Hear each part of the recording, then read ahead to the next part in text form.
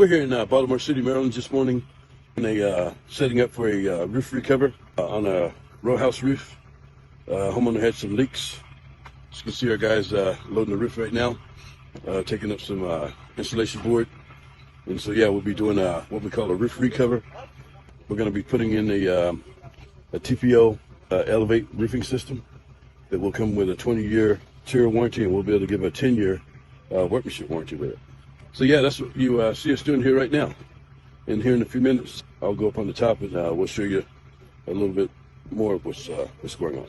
So as you can see here, our guys are loading the roof, and we're doing a roof recover.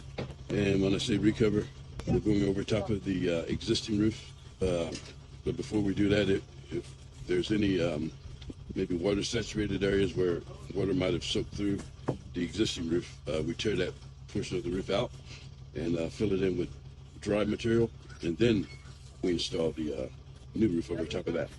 So yeah.